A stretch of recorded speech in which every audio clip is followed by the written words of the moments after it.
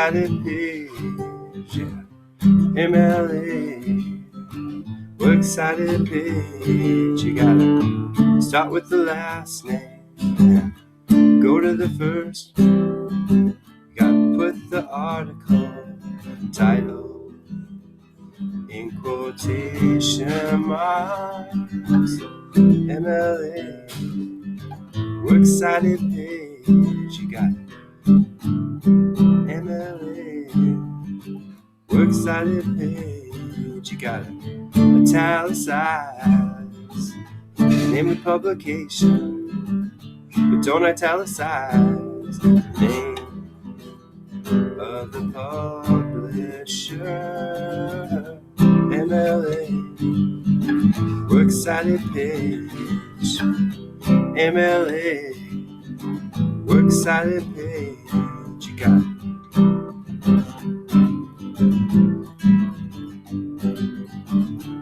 put a period at the end of each section.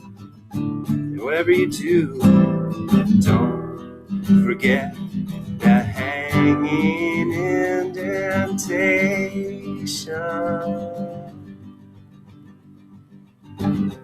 MLA, works cited page. MLA, works cited page. MLA, works cited page. MLA, works cited page. Oh, hey guys. Just working on a little new tune that I'm writing called MLA Works Cited Page, which is ironic because I'm also here to talk to you about how to put together an MLA Works Cited page. So follow along while I take you through the steps of doing that as I sit on the floor in my bedroom because it's the only quiet and not cold place in my house right now. I have started setting up a Works Cited page for you already. It's not in this document. It's in this document. We're going to just, sit back and taking a deep breath in through your nose. Exhale slowly. That's not the document I wanted either, so we might get to do one more deep breath in. Oh, here we go. I'm throwing this at the end of my essay example so that you'll have it there and so that you're forced to look back at that too. I've already done one entry on my Works Cited page. We'll do the second one together. It's going to be amazing. Are you ready for the most exciting thing that you will learn today? It's like Blue's Clues. I'm waiting for the answer. Are you? Are you ready? That's what I thought. All right. The Works Cited page goes after your essay. It needs to be on its own page. Don't just put it when the essay ends. It needs to be its own page. After everything else, its own page. The easiest way to start a new page, by the way, I'll show you this. I'll go backwards to see how slow my computer's going to be. So if I'm up here and I just want to start a new page, if I hold down Control, I'm holding down Control, and now I'm going to hit Enter. What that does is it automatically goes to the top of a new page. At the top of my Works Cited page, I need the words Works Cited written exactly how you see them there. The same exact font and everything else is in 12-point Times New Roman. I need it not bolded or anything, not underlined, just right there. And then what you do is you center it. If you don't know how to center, watch my cursor. Are you watching my cursor? Okay, you're there. Bam. Middle of the page. That's where it needs to be. And then I'm going to walk you through the parts of a Works Cited page entry, and then we're going to do one together. And you're going to follow along, and it's going to be great. Many of you right now are thinking to yourself, I'm just going to go to EasyBib and it's going to be fine. No, you're not going to do that for this one because this will be easier. Paying attention to this and just following my steps will save you time. EasyBib will waste your time, and it's filled with lots of annoying ads these days. Also, it often gets things wrong, and it basically just is having you type everything that you would have to type it in, and it's formatted for you, but you can do that. It is simple. I have faith in you. I believe in you. You can do this on your own, and in the end, it will save you so much time. All right, let's do this. We start with the author's name. So his last name, comma, first name. If there's a middle initial or middle name, that goes after the first name. So in this case, Rand, comma, Elizabeth A. It was not Elizabeth. I did not forget the E. It's Elizabeth. The period's there. I don't need to add another period after the one in the middle name initial there. All right. But in general, if I didn't have, let's just say it was Rand Elizabeth, I would still have a period here after that name, just so you know. So it would be last name, comma, first name, period, or last name, comma, first name, middle name, period. But there's always a period at the end of that. Next is the title of the article or essay that you are citing. I gave you a bunch of options to choose from. You can find your own too. But in this case, the title is We All That's Left, Identity Formation and the Relationship Between Eva and Sula Peace. Now, I have included all of the original punctuation and capitalization from the title as it appeared. There were quotation marks around We All That's Left because that is a quote from the story, or from the novel, excuse me. But I need quotation marks around the entire title of the article or essay. Because of that, I changed these double quotes to single quotes, just like we would anywhere else. So quotation marks around the whole thing, and then period at the end. Just quotation marks. Don't italicize it. You're only going to italicize one thing, and it's next, and that's it. So next, we have the name of the publication in which this essay or article appeared. That is the one thing that gets italicized, and it absolutely needs to be italicized. In this case, it is CLA Journal.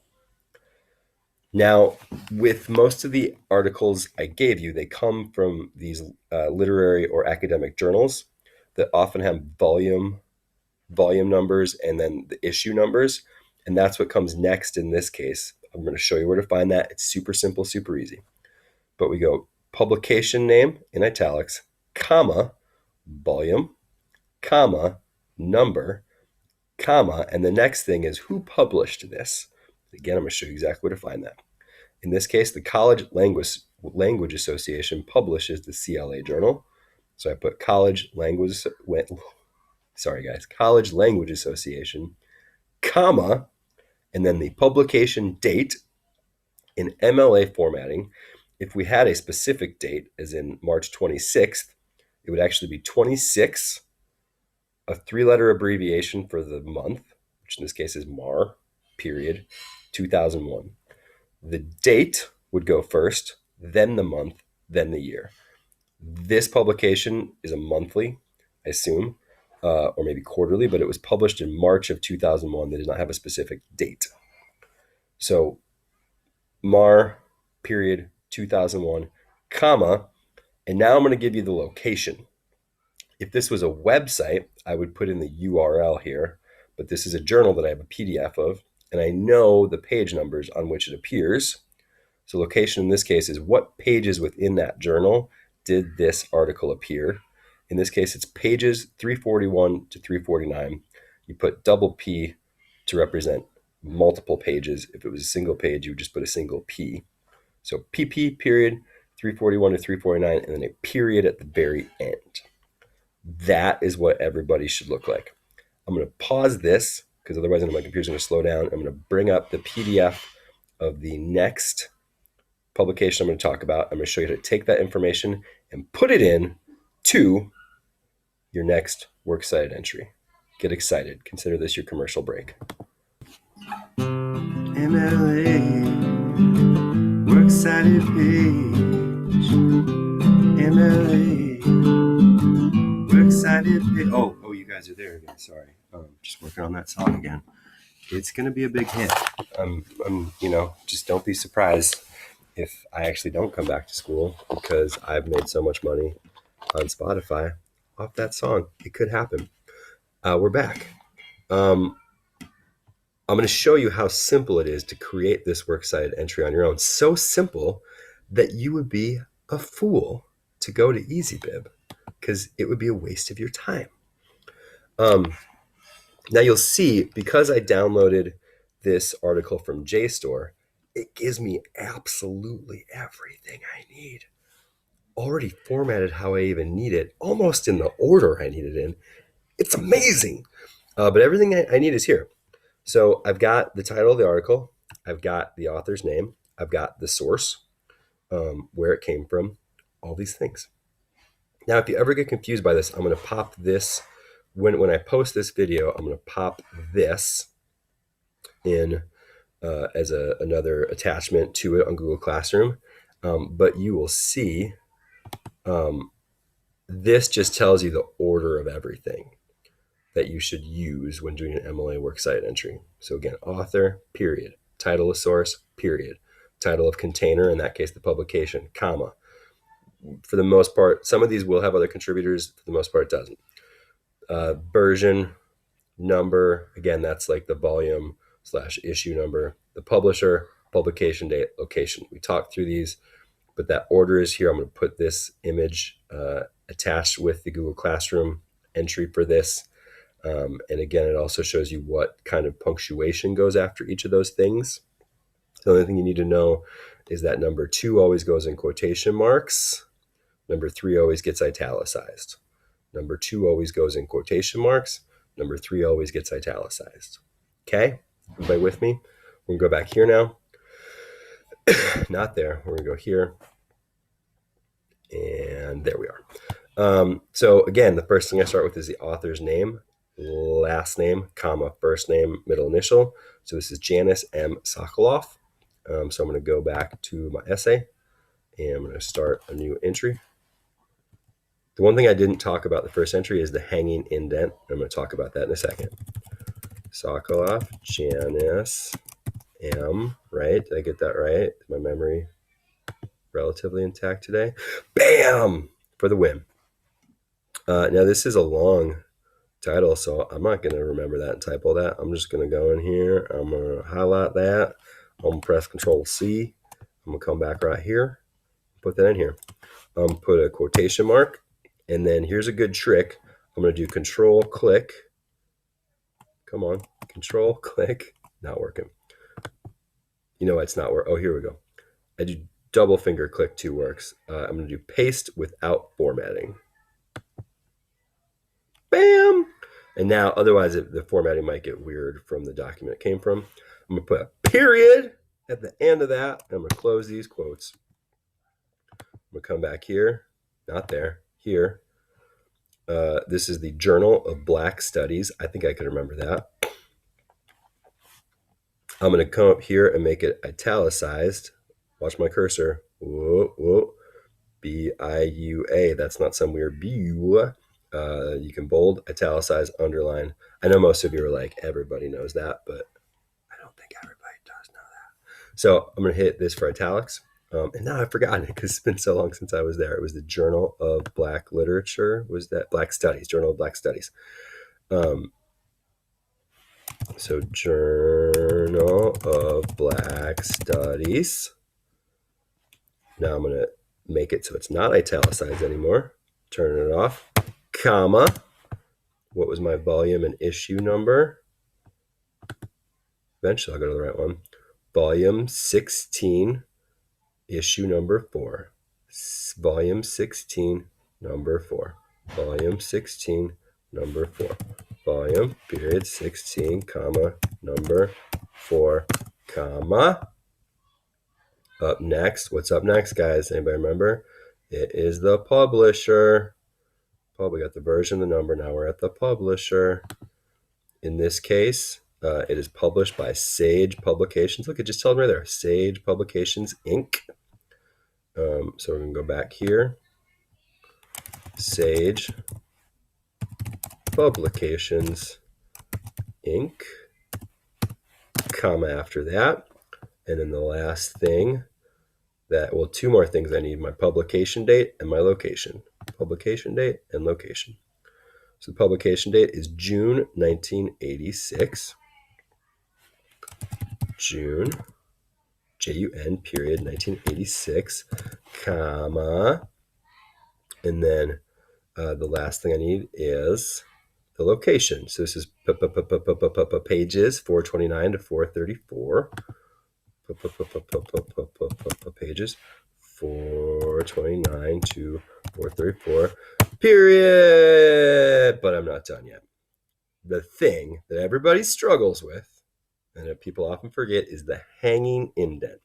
Now, in an MLA works cited entry, we do things a little backwards. Usually, you would indent the first line of a paragraph, right? Not here. You do not indent the first line of an MLA citation, but you indent every other line. It's like a reverse paragraph. It's referred to as a hanging indent. The reason we do this actually really is just it makes it really easy to see where each works cited entry starts and stops. So I know like this is an entry and here's the start of one, but now I need to put the hanging indent for this one. Pay close attention. I'm going to do it twice. I'm going to do it in slow motion and then normal speed, and then you're going to get this. So slow motion. Put the cursor at the second line. Ooh. Once your cursor is there, hit the Enter key. Now that you have hit the Enter key, hit the Tab key.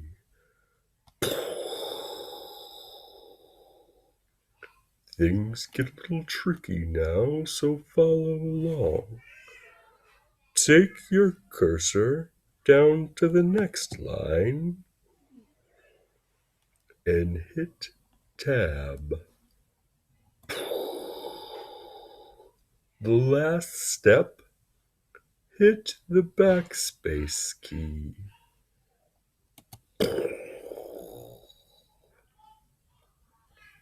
That's Enter, Tab, Tab, backspace. Okay, everybody follow along. I'm going to do it one more time in normal speed. I'm going to undo everything here. Again, I put my cursor at the second line. I hit Enter, Tab, bam. Put my cursor down at the start of the next line. I hit Tab, backspace, and I'm done. That's it. I'm going to write a song on the spot about this.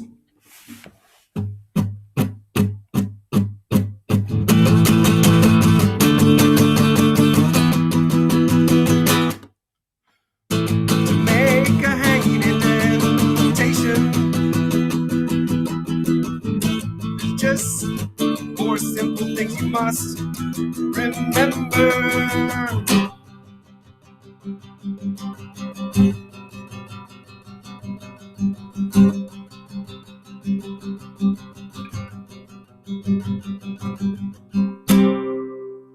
Enter,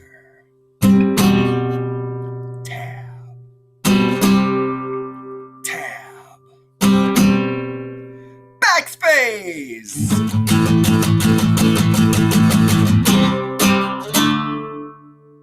That's it. That's the song. Enter, Tab, Tab, backspace. Now you got it. The last thing I want to say about this is on this page, your entries should always go in alphabetical order by whatever is first in the entry. So in this case, Rand comes before Sokolov, so I'm good. It's in the right order. For this essay, you are writing it about Sula. We know that. You do not actually have to include Sula on the works cited page here. So I do not want to see Sula on this works cited page. I just want to see the additional sources that you used to support your claims in your essay. If you have any additional questions about how to do a works cited page, please reach out to me or leave comments on YouTube or leave comments on Google Classroom or send a messenger pigeon to my house. I don't know. You guys know where I live. I'm pretty close to the Humboldt Park Library. You can figure it out from there. If you just walked around my neighborhood yelling my name long enough, you'd probably find me. I'll yell out my window. I will not get closer than 6 feet to you, though. All right. Any other questions? Let me know. I'll see you later. Hasta mañana, peoples.